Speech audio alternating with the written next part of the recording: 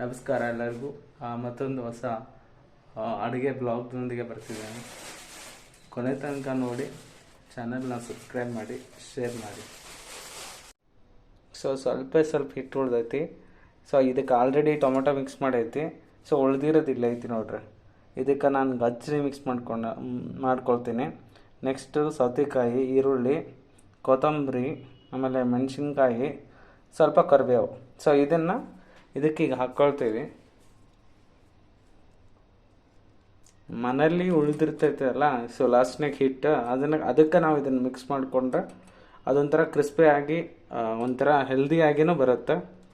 ಇದನ್ನು ಮಕ್ಕಳಿಗೆ ಕೊಡೋದ್ರಿಂದ ಒಂಥರ ತರಕಾರಿ ಯಾರು ತಿಂತಿರಲ್ಲ ಅವ್ರಿಗೆ ಒಂಥರ ಒಂದು ಬೆನಿಫಿಟ್ ಇದನ್ನು ತಿನ್ನೋದ್ರಿಂದ.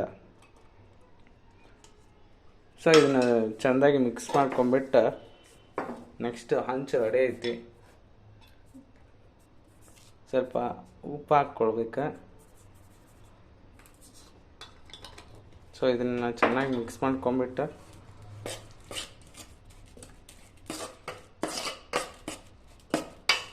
ನಮ್ಮ ಮನೆಯಲ್ಲಿ ಹಿಟ್ಟು ಕಡಿಮೆ ಉಳಿದೈತಿ.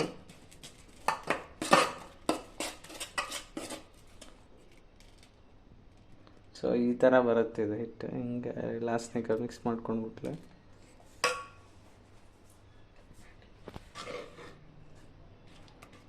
ಇದನ್ನು ಚೆನ್ನಾಗಿ ಮಿಕ್ಸ್ ಮಾಡ್ಕೊಂಡ್ವಿ.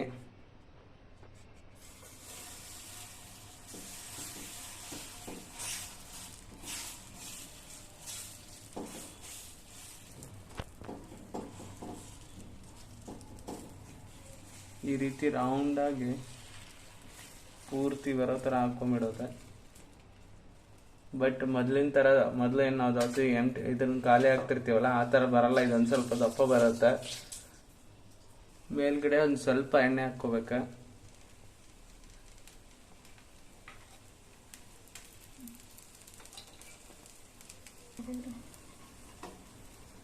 ಅದನ್ನು ಫ್ರೀ ಮಾಡ್ಕೋಬೇಕೀಗ.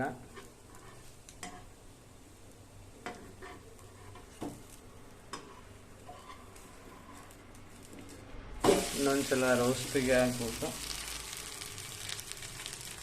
ಈ ಥರ ಬಂತದು.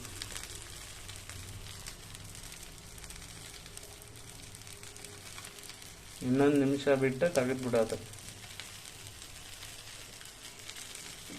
ಈಗ ಇದು ಕಂಪ್ಲೀಟಾಗಿ ರೆಡಿ ಆಗೈತಿ.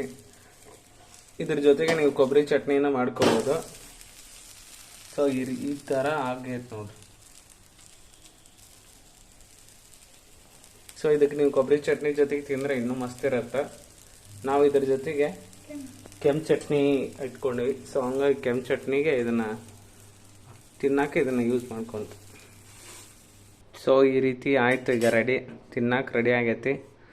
ಇಲ್ಲಿವರೆಗೂ ತಾಳ್ಮೆಯಿಂದ ವಿಡಿಯೋ ನೋಡೋದಕ್ಕೆ ಥ್ಯಾಂಕ್ ಯು. ಹೀಗೆ ಸಪೋರ್ಟ್ ಮಾಡ್ತೀರಿ.